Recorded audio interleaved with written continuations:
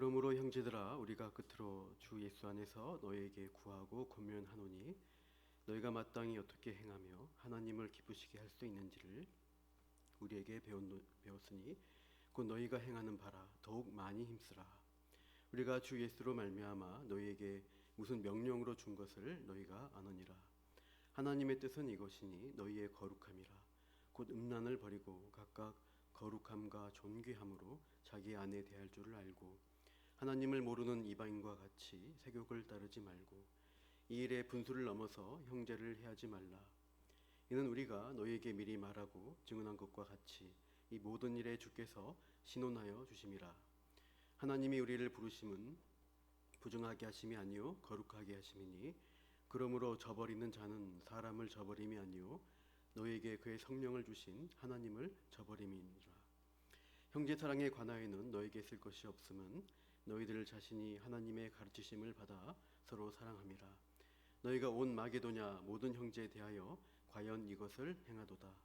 형제들아 고나노니 더욱 그렇게 행하고 또 너희에게 명한 것 같이 조용히 자기 일을 하고 너희 손으로 일하기를 힘쓰라. 이는 외인에 대하여 단정히 행하고 또한 아무 궁핍함이 없게 하려 함이라. 아멘. 데살로니가를 제가 우회할 때 주일 우회는 이 본문들을 하고 있습니다. 데살로니가 1장부터 3장까지 내용들을 보면은 데살로니가 교인들에 향한 칭찬과 감사와 격려의 내용들이 많이 나온다고 할 수 있습니다. PPT 한번 보시면 1장 2절에는 너희 모두로 말미암아 항상 하나님께 감사한다. 2장 13절에 이러므로 우리가 하나님께 끊임없이 감사함은 3장에 가시면 너희 믿음으로 말미암아 너에게 위로를 받았다. 9절에도 너희로 말미암아 모든 기쁨으로 기뻐한다. 또한 감사한다. 이런 고백들을 계속 해왔습니다. 그러니까 이 데살로니가 교인들이 환난과 박해 가운데 있을지라도 믿음을 굳건히 지키고 좋은 소식들을 바울에게 전해주기에 바울은 그 성도들을 칭찬하며 감사의 고백을 하고 있습니다. 근데 데살로니가 전서의 후반부를 할 수 있는 4장부터는 이 교회 안에 있는 또 문제들에 대해서 교훈하고 권면하는 내용들로 되어 있습니다. 본문 1절은 이렇게 시작합니다. 그러므로 형제들아 우리가 끝으로 주 예수 안에서 너희에게 구하고 권면하노니. 이 헬러 문장으로 보면은 끝으로 그러므로 형제들아 이렇게 시작합니다. 예전 성경은 정말로라고 되어 있습니다. 그래서 정말로이냐 이게 아니라 번역상 마지막으로 끝으로 이런 전환적인 표현입니다. 근데 이게 바울 서신에서 종종 나타나는 전형적인 후반부에 나타나는 어떤 부사구와 같은 표현입니다. 에베소서 6장 10절에 보시면 똑같은 단어입니다. 끝으로 너희가 주 안에서와 그의 힘의 능력으로 강건해지고 또 하죠. 빌립보 3장 1절에 끝으로 나의 형제들아 주 안에서 기뻐하라. 또 데살로니가 후서 3장 1절도 똑같습니다. 끝으로 형제들아 너희는 우리를 위하여 기도하기를. 이런 식으로 바울은 서신의 후반부에 들어설 때마다 단락을 전원할 때 이런 표현을 종종 사용합니다. 근데 이게 정말 마지막으로 한마디만 하고 편지를 끝내겠다라는 의도가 아닌 것을 우리는 아셔야 합니다. 뒤에 4장 아니고 5장까지도 있는 것입니다. 제가 초등학교 시절에 저는 이제 국민학교를 졸업했습니다. 그때 군사정권 분위기가 좀 있었어요. 국민학교에. 그래서 어느 교실인지 교장실인지 보면은 늘 지금은 이제 돌아가신 분 전두환 씨 사진 액자가 걸려 있었던 장면을 저 기억에 남아 있습니다. 비가 오는 궂은 날씨가 아니면 오전 10시 좀 넘었을 때 늘 학교에서 운동장 조회를 실시했습니다. 그때 이제 그냥 모이지 않고 군대 제시 가듯이 막 오와 열을 맞춰가지고 체육 선생님이 앞에서 막 구령 놓으시면서 막 양팔 간격 좌우로 뭐 정렬 이렇게 어린이들이 이렇게 군대처럼 이제 운동장에 도열을 합니다. 그때 이제 보통은 체조를 하죠. 국민 체조 뭐 이렇게 그 군대식으로 하는 그 체조입니다. 그래서 군대 가보니까 나중에 군대 도수 체조랑 거의 비슷하구나 알았습니다. 전 그런 것들을 시키고 나서 또 각 반으로 이제 조회가 마치고 돌아갈 때는 담임 선생님이 인솔을 해서 앞으로 가, 뭐 뒤로 돌아가 이러면서 이제 제식하듯이 교실로 돌아갔던 기억이 있습니다. 근데 이 운동장 조회에 꽂히자 고통이라 할 수 있는 것이 있습니다. 뭘까요?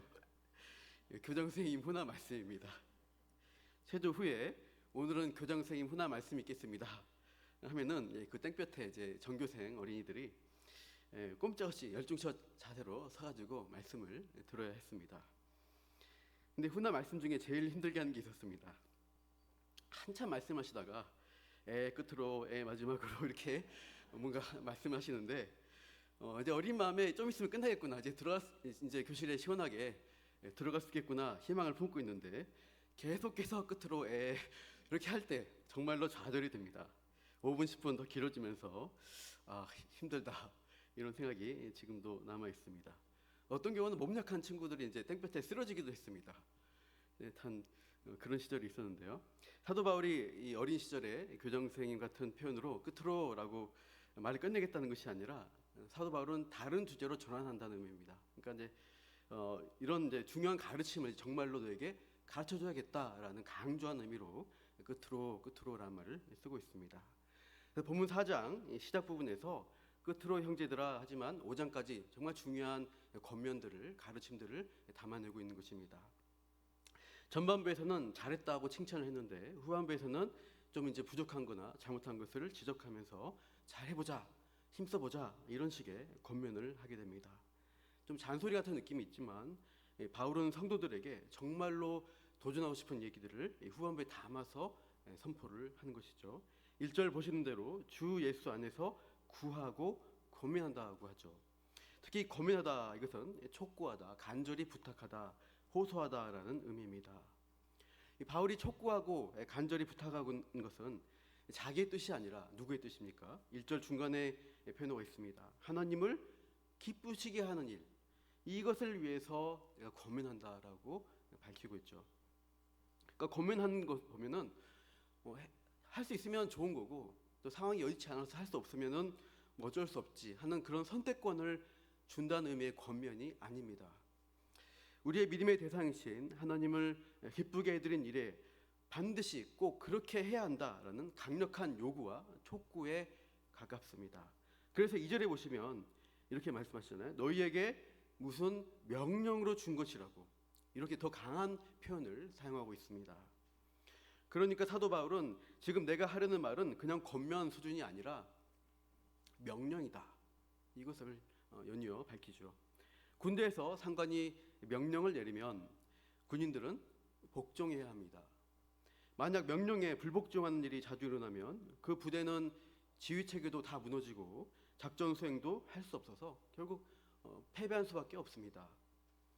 사실 1절에 이 고민하다, 이 단어는 군대용입니다. 전쟁에 출정하는 군인들을 격리할 때 쓰여진 말이라고 합니다. 전쟁터에 나가는 군인들에게 이제 나가서 이렇게 군인으로서 이렇게 조심하시고 이렇게 행하십시오라는 실질적인 지침을 권면을 하는 것이죠. 또 듣는 군인들 역시 자신에게 말하는 이런 사항들을 지키지 않으면 바로 잘못하면 죽을 수 있기 때문에 얼마나 열심히 그 권면을 들었겠습니까? 지금 우리 대한민국은 전쟁이나 테러나 어떤 분쟁에 휘말리고 있지는 않습니다. 여전히 우리는 단군 일의 최고의 번영을 누린 시대라고도 할 수 있죠. 전 세계 경제적, 문화적, 군사적으로 이름을 떨치고 있습니다. 강대국의 반열에 올라있다고 세계가 칭송하는 것도 있습니다. 좀 정치만 좀 나아지면 다 잘 될 것 같은데요. 아무튼 우리나라가 이 번영의 시대를 잘 누리고 있지만 영적인 측면으로 본다면 우리 모두에게는 우리는 영적 전장터에 서 있다고 할 수 있습니다. 여전히 일상의 삶은 영적 전쟁터입니다. 에베소서 2장 2절 말씀을 같이 읽어볼까요? 그때 너희는 그 가운데서 행하여 이 세상 풍조를 따르고 공중의 권세 잡은 자를 따랐으니 곧 지금 불순종의 아들들 가운데 역사하는 영이라. 공중의 권세 잡은 자, 이 존재가 불순종의 아들 가운데 역사하고 있다라는 어떤 영적인 실존, 리얼리티를 가르쳐주고 있습니다. 하나님 알지 못하고 하나님 말씀에 따르지도 않는 세상 사람들은 사실상 사탄과 그 어둠의 영적 세력들 가운데 휘둘리며 살아가고 있는 중입니다. 예수 믿지 않는 사람들은 사탄의 졸개이거나 그러니 악한 사람들이니 상종도 하지 말라는 의미는 아닙니다. 하나님의 일반 은총 가운데 이 세상 사람은 각자의 삶을 충실하게 살아가고 있고 때론 이 세상의 지혜로운 현자들의 말과 책에서 통찰도 얻을 수 있습니다. 또 많은 문명의 이기들로 인해서 삶이 풍요롭게 되는 것도 사실입니다. 하나님은 그들을 통해서 하나님이 허락한 건전한 열매들을 누리고 우리가 또 잘 활용하고 살면 되는 것이죠. 제가 이제 아이폰, 아이패드 이런 거 쓰고 있는데요. 애플의 창시자인 스티브 잡스가 무신론자입니다. 교회를 소년시대에 떠났습니다. 또 현재 애플의 대표인 팀 쿡이 동성애자입니다. 그래서 교회에서는 아이폰, 아이패드 쓰면 안 됩니다라고 규제를 해버리면 이제 저 같은 사람은 설 자리가 없는 것이죠. 그러니까 기독교인이 그런 식으로 적용하지는 않습니다. 현대 컴퓨터를 개발하는데 결정적인 시초가 된 앨런 투링이라는 사람도 있는데요. 이 사람도 동성애 성향이 있었습니다. 그 사람을 생각해서 안 된다 하면은 컴퓨터를 쓰면 안 되는 것이죠. 그러려면 아예 이 세상을 떠나게 됩니다. 그런 게 거룩이 아니죠. 하나님은 세상 지혜자를 통해서 그런 문명의 발달을 허락하셨다는 점에서 우리가 일반 은총 가운데 문명의 이기와 기술을 잘 활용하면 됩니다. 그러나 우리가 주의해야 할 점은 이 세상의 문화 가운데, 이 세상의 삶의 형식 가운데 우리의 욕망을 자극하고 죄짓도록 조장하는 영역들이 있기 때문에 조심하라는 것입니다. 우리가 휴대폰을 휴대하지 않고는 업무나 소통이 어렵기 때문에 누구나 소지하고 있지만 어떤 경우에는 이 휴대폰으로 도박을 하거나 음란문을 유포하거나 비밀 메신저 앱을 통해서 이제 뉴스에 몇 번 나왔지만 박사방이니 또 이름이 목사방이라는 것도 개설해서 사람을 성노예로 만드는 범죄 도구로 사용한 경우가 종종 보도가 됩니다. 그러니까 그러한 악한 일에 대해서 범죄를 포함해서 하나님이 금하신 일에 대해서 우리는 주의하고 배격해야 합니다. 본문 3절에서 8절까지 하나님을 기쁘시게 한 일이 무엇인가 했을 때 특별히 음란을 버리고 거룩할 것을 명령하고 있습니다. 우리 3절 말씀 읽어보시죠. 하나님의 뜻은 이것이니 너희의 거룩함이라 곧 음란을 버리고. 하나님을 기쁘시게 할 수 있는 것, 이것을 하나님의 뜻이라고 바꾸어 표현하면서 그게 바로 거룩함이라고 답을 주고 있습니다. 성경 전체에서는 거룩함에 대해서 많이 강조하고 가르칩니다. 레위기 19장 2절에 보시면 중간에 너희는 거룩하라 이는 나 여호와 너희 하나님이 거룩함이니라. 베드로전서 1장 15절도 이 말씀을 인용했습니다. 오직 너희를 부르신 거룩한 이처럼 너희도 모든 행실에 거룩한 자가 되라. 내가 거룩하니 너희도 거룩할지어다. 이 거룩함이란 것은 구별되다라는 뜻을 가지고 있습니다. 구별된 삶이죠. 이 타락한 세상의 삶과 다르게 구별되게 살아가는 것을 거룩하다라고 말합니다. 하나님은 이 세상을 창조하셨을 때 하나님의 창조 질서대로 바르게 이것들이 운영되어지고 순종되어진 것을 기뻐하셨습니다. 보시기에 심히 좋았다라고 창세기 1장에 계속 탄성을 부르셨습니다. 종류대로 질서에 맞게 조화롭게 생육하고 번성하는 모습을 보고 좋아하셨습니다. 그러나 죄가 들어오게 되면서 어떻게 됐습니까? 그 조화로운 질서들이 다 깨어지고 무너지면서 하나님의 기준과 법을 다 어그러뜨리는 일들이 일어나기 시작했습니다. 그러한 질서와 기준을 무너뜨리고 자기 마음대로 뒤섞고 혼합하고 그렇게 자기가 원하는 대로 마음껏 살라는 방식이 이 죄악된 세상의 방식입니다. 거룩을 잃어버린 모습이죠. 우리는 누구나 만족하며 행복하기를 원하고 있습니다. 그런데 그 만족을 욕망을 추구하는 것을 얻으려고 해서 문제가 되는 것입니다. 인간에게는 하나님이 정해주신 식욕, 수면욕, 성욕, 성취욕이 있습니다. 영어로 이것을 이제 need, 필요라고 할 수 있는데요. 그러니까 이런 기본적인 욕구들을 이루며 살아가는 것을 우리가 뭐라고 할 수는 없습니다. 우리가 밥을 먹지 않고 계속 금식하면 살이 파래지면서 굶어 죽는 것입니다. 그래서 살려면 뭐가 되기 때문에 그것을 뭐라고 할 수 없는데 먹는 것을 욕망으로 추구하게 되면은 어떤 선을 넘어가며 과하게 되는 것이죠. 배가 불러서 가득 차는데도 계속 먹는 거예요. 120% 더 이상 올라가고 어떤 사람은 너무 많이 먹어가지고 수술됐다 그러는데요. 이 허기짐, 실제 그 허기짐이 어디서 왔을까요? 배고파서 허기진 게 아니라 그 사람은 마음의 허기에서 먹는 것에 집착하는 것일 겁니다. 본질적으로 영적인 허기, 그 영혼의 굶주림에서 기인한다고 할 수 있습니다. 하나님과의 관계, 바른 질서의 관계에서 만족하고 쉼을 누리지 못하게 되니까 인간이 어떤 것에 그 욕구를 욕망으로 바꿔서 집착하기 시작하는 겁니다. 그래서 만족을 얻으려고 하는데 이제 육신적으로 만족할지라도 그 계속 허기짐으로 인하여서 뭔가를 계속 과하게 넘어가는 것입니다. 욕구가 욕망으로 변질되고 과유불급의 상태로 지나친 소비와 방종으로 이어진 모습이 속출하는 게 이 세상의 욕망을 추구한 사람들의 모습입니다. 독일의 철학자인 쇼펜하우어는 인간의 욕망을 채울 수 없는 갈증이라고 표현했습니다. 욕망을 채우려고 하면 할수록 욕망이 더 커져버려요. 채워져도 그것이 반도 차지 않는 것입니다. 그건 욕망이 끝이 없다는 것이죠. 우리가 보기에는 성형할 필요가 없는 충분히 예쁜 연예인이 어떻게 합니까? 그렇게 성형수술을 자꾸 하게 되는 것이고, 또 무리한 식단관리, 다이어트를 하면서 살을 빼는 것입니다. 더 예뻐지기 위한 욕망으로 우리는 그 정도면 괜찮다 할 수 있는데, 그분들은 더 예뻐져야겠다 이런 욕망으로 하다가 부작용에 시달린 경우도 종종 보게 됩니다. 돈이나 명예나 권력이나 미모 이런 가치들에서 더 이렇게 하다가 오히려 행복한 삶을 살지 못하는 모습 자리로 떨어지는 것을 목격하죠. 어떻게 보면은 영적 갈급함 때문에 그 육신적 쾌락과 욕망에 더 집착한다고 할 수 있습니다. 우상 숭배와 같은 것입니다. 하나님이 없어진 그 자리에 뭔가를 채워야 되는데 채워지지 않는 것입니다.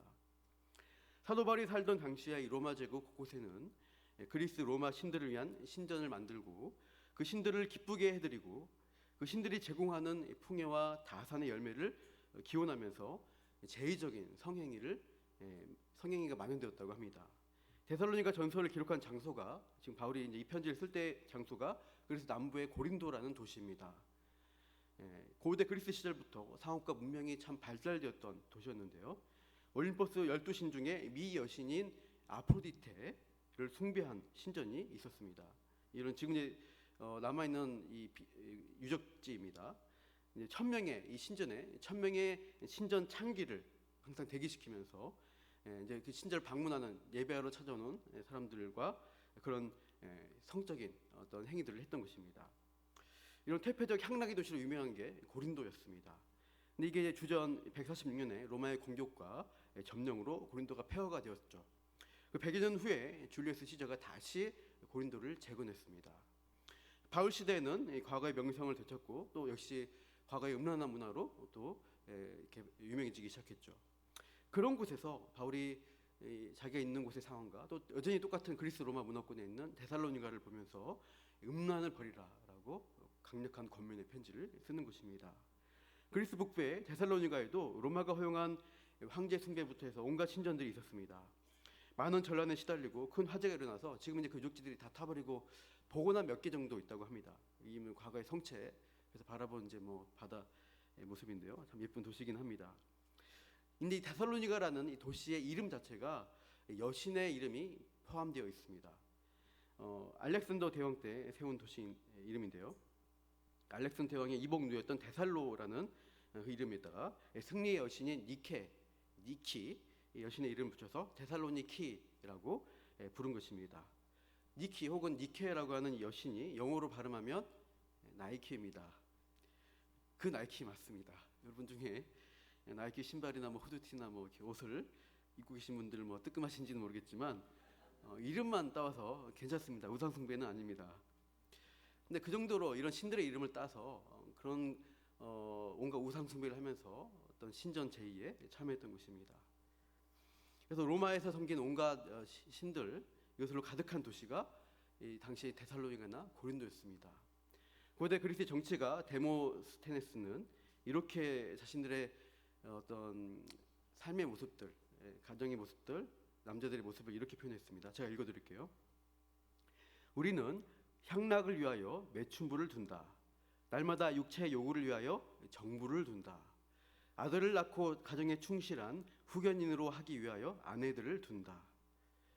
그러니까 이 남자들이 어떻게 하냐면 아내와 가족들을 부양하는 의무를 수행하는 남편이 그 가정 외에서 즐기기 위해서 혼의 성관계를 갖는 것은 전혀 부끄러운 게 아니고 자연스러운 문화적 분위기였다는 것입니다. 그러니까 로마 그리스 시대에 특별히 성적 타락이라는 것은 타락했다 손가락질이 아니라 그냥 해도 괜찮아 이렇게 하는 보편적인 문화 현상이었습니다. 그들이 섬기고 있던 그리스 로마 신들 자체가 어머니 신화를 읽어보시면 아시겠지만 성적인 방종을 행하는 삶을 살아가죠. 제의적으로 이 신전 창기들과 성행위가 만연했고 노예들을 쓰는 문화에서 이 성적인 문란함과 동성애, 소아성애들이 일반적이었습니다. 이 뿌리 깊은 성적 부도덕 사회에서 사도 바울은 데살로니가 교인들을 향해서 더 강력한 표현으로 명령하면서 음란을 버리라, 거룩함을 추구하라라고 선포한 것입니다. 3절 끝에 음란을 버리고 4절에 각각 거룩함과 존귀함으로 자기의 아내 대할 줄을 알라고 명령하고 있습니다. 그러니까 그 당시에 너무나 깨어져 버린 순결의 관계들 가운데 하나님이 제정하신 창세기 2장에 있는 결혼제도 안에서 아내와만의 성을 누리되 특별히 구별된 삶으로 거룩함을 이루라는 것입니다. 특별히 아내를 존귀함으로 대하라는 것이죠. 타락한 세상 문화 가운데서 하나님의 질서를 세우는 것, 하나님을 기뻐하는 일을 하는 것은 아내를 거룩하게 여기고 존귀히 대하는 것입니다. 당시에 노예제 사회에서 남성들이 여자들을 대할 때 이 여자 예쁘니까 사자 이렇게 노예로 두는 것입니다. 성적 놀이개로 쾌락의 도구로 여기고 사고파는 분위기 가운데서 아내 역시 존귀하게 대하지 않았던 것입니다. 성경의 문화는 어떻습니까? 성경의 부부 관계는 전혀 다르죠. 아담이 하와를 볼 때 어떻게 처음에 말을 걸었습니까?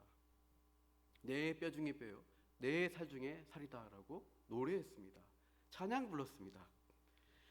사실 하와가 이제 아담의 갈빗대에서 나왔다고 이제 아는데요.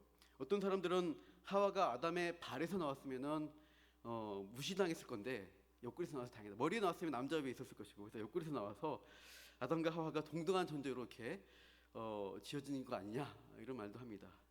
말이 되는 것 같습니다. 남편과 아내는 서로를 동등한 하나님의 자녀로 존귀한 사람으로 대우해야 하는 것입니다.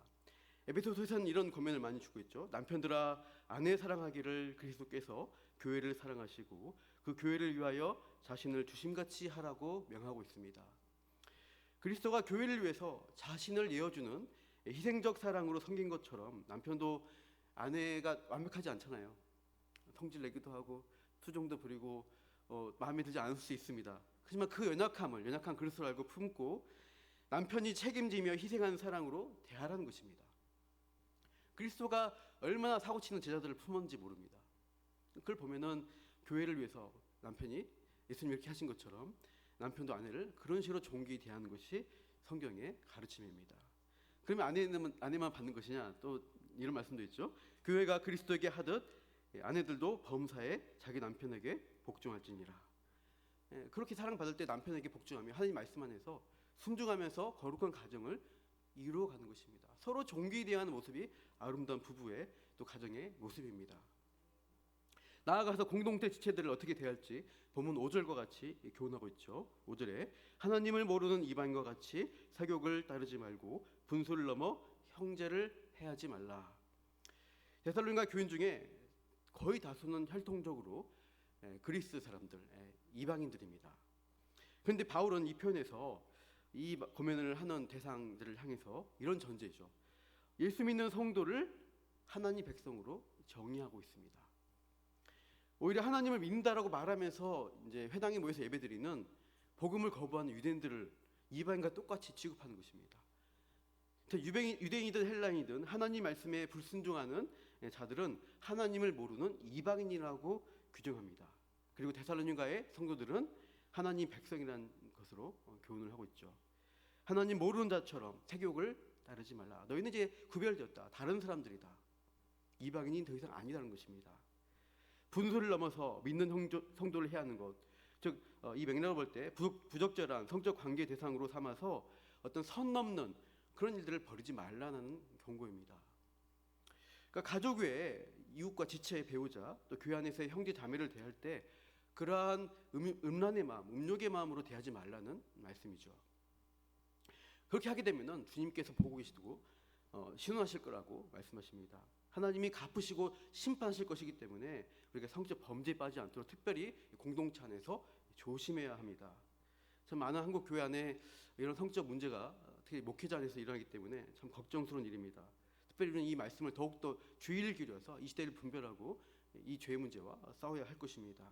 서로가 서로를 지켜주고 이제 늘 아시지만 남녀 단둘이서 꽉 막혀 있는 방에 둘이만 들어서 상담한다, 기도한다 안 되는 거 아시죠?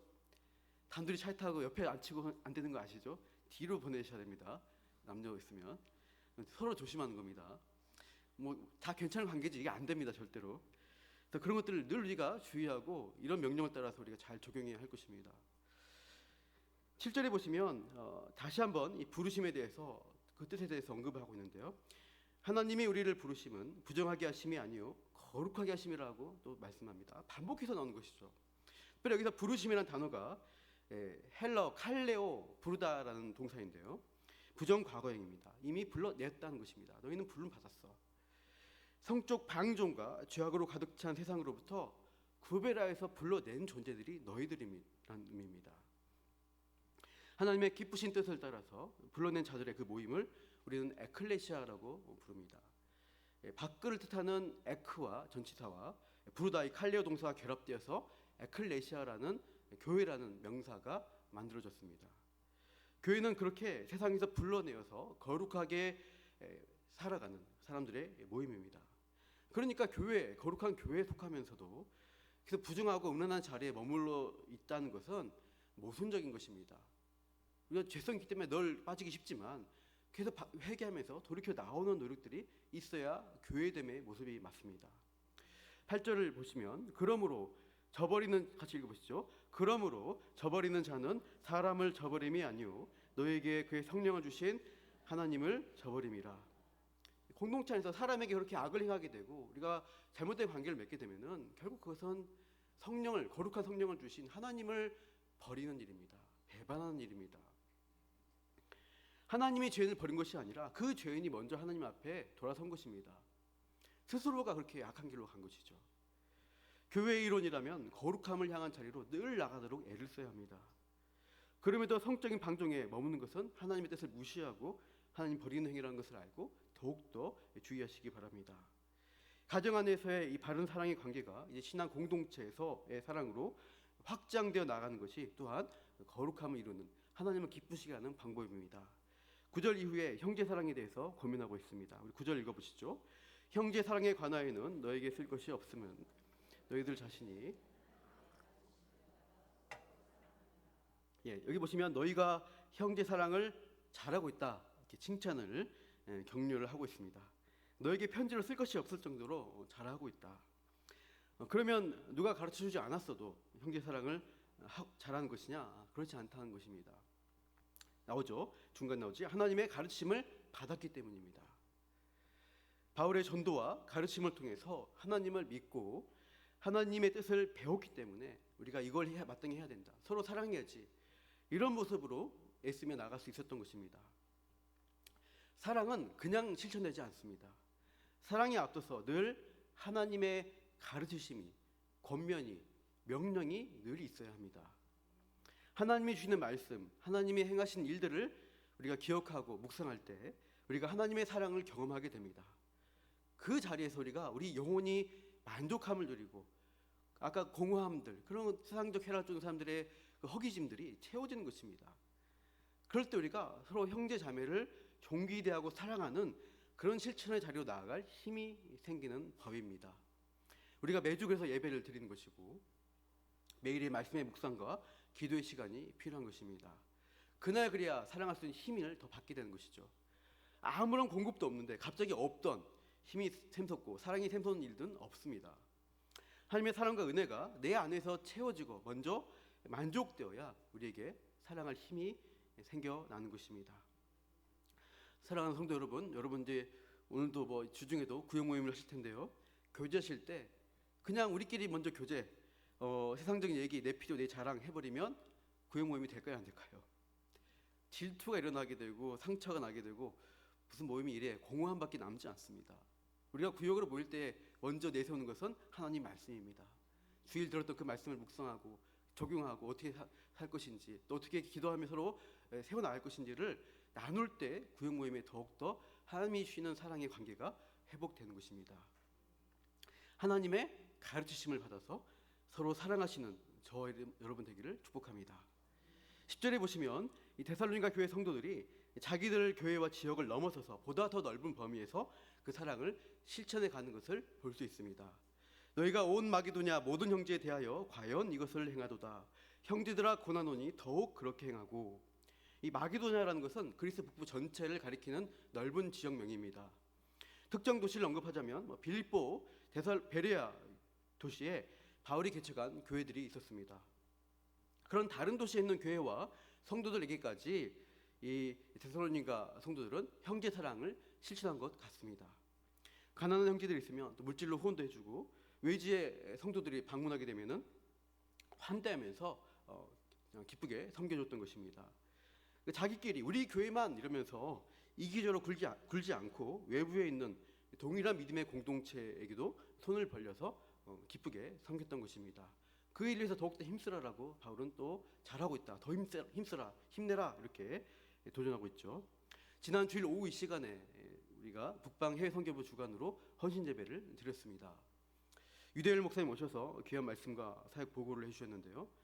그러니까 수십 년 전 북한에서 탈북해서 90몇 년도 오셨다고 했죠.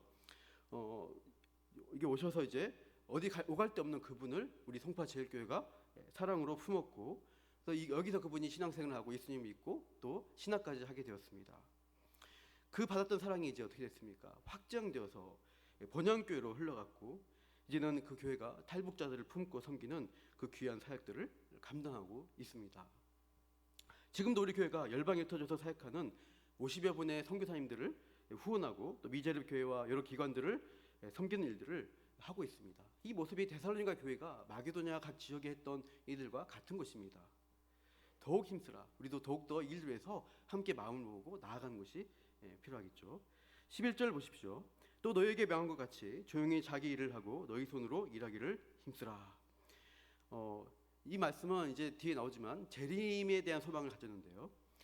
재림만 할 거니까 일하지 않아도 금방 주님이 우리 데려갈 거니까 하면서 아무 일도 하지 않고 지체와 공동체에게 부담을 주는 좀 몰지각한 성도들이 일부 있었던 것 같습니다. 그들을 향해서 조용히 너희 일을 하면서 책임지면서 살라, 이런 권면을 또 하고 있습니다. 이 개인의 책임과 공동체 우리 책임져야 되는 거 아니야? 이렇게 할 수 있는데, 이 좋은 균형이 잡힌 가르침이 갈라디아서에 있습니다. 좀 잠깐 언급하겠습니다. 갈라디아서 6장 1절에서 4절까지 있는 말씀인데요. 1절은 공동체에 무슨 범죄한 일이 드러나거든 하면서 너희가 짐을 서로 지라, 2절에 말씀하고 있습니다. 그리고 쭉쭉 넘어가서 뒤에 보시면 4절에 각각 자기의 일을 살피라, 잘하는 것이 자기는 있어 남에게 있지 않다 하면서 5절에 각각 자기의 짐을 질 것이라 말씀하고 있습니다. 이 두 구절이 좀 잘 면밀하게 보신 분들은 이상하다 생각이 드셨을 텐데, 2절에서는 너희가 짐을 서로 지라 말씀해놓고 나서 5절에서는 각각 자기의 짐을 지라, 이렇게 상반된 표현을 하고 있습니다. 잘 보시면 똑같이 짐이라고 되어 있지만 원어로는 표현이 의미가 다릅니다. 2절에 있는 짐은 바로스라는 발음으로 읽는데 무거운 짐을 가리키고 복수형으로 되어 있습니다. 무거운 짐들을 서로 지라, 이렇게 말씀하신 거고요. 반면에 5절에 있는 짐은 포르티오라는 단어로서 짐꾸러미, 배낭 같은 느낌의 좀 가벼운 짐입니다.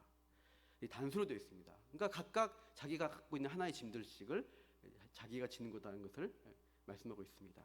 바울은 분명한 의도를 가지고 두 가지 다른 짐을 가지고 공동체 개인들에게 권면을 하고 있습니다. 공동체 안에서 특별히 죄의 문제가 불거지고 서로가 시험 들고 힘들었을 때는 그 사람을 책임지기 위해서 공동체가 함께 짐을 져주는 것입니다. 함께 책임을 져주고 돌보는 것을 가리키고 있습니다. 그러니까 죄와 어떤 힘든 일이 있을 때 참 그런 일들이 제법 무거운 짐이죠. 반면에 5절에 있는 포르티온이라는 짐은 개개인 각자가 짊어지고 각자가 감당해야 될 짐을 가리킵니다. 개인의 신앙생활이나 경건의 생활이나 또는 자기 영성이나 또 스스로가 자기의 생활을 책임지는 것, 법과 관련돼서 그런 것들은 스스로가 감당하도록 애쓰라는 것입니다. 그렇게 함으로써 자기 짐을 짐으로써 다른 이웃들을, 지체들을 섬길 수 있는 어떤 여유가 있는 것이죠. 자기 책임을 다하면서 공동체의 또 무거운 짐들을 같이 지는 그런 일을 통해서 어떤 일이 일어날까요? 그 공동체가 든든하게 세워지게 됩니다. 그러면 외인들을 향해서, 그 세상 사람들을 향해서 본이 되는 것입니다. 오늘 12절 말씀인데요. 읽어볼까요? 이는 외인에 대하여 단정히 행하고 또한 아무 궁핍함이 없게 하려 함이라. 교회가 계속 확장되어 가는 것을 볼 수 있습니다. 외인들에게, 믿지 않는 외인들에게 본이 되어서 전도의 문이 열릴 수 있도록 교회가 그렇게 단정한 삶을 살아가는 것입니다. 그렇게 해서 교회가 우리끼리의 사랑, 우리끼리의 섬김, 우리끼리의 나눔이 아니라 이 세상을 향해서 그리스도의 사랑과 은혜가 흘러갈 수 있도록 확장하는 일들을 감당하는 것이 우리의 해야 될 일입니다. 오늘 말씀을 정리합니다. 우리는 하나님을 기쁘시게 하는 일을 위해서 도전을 받고 있습니다.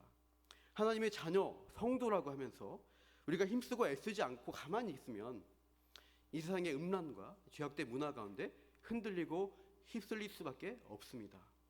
늘 세상은 우리의 믿음을 무너뜨리기 위한 그런 말초신경 자극적인 그런 것들을 만들어내고 있기 때문이죠.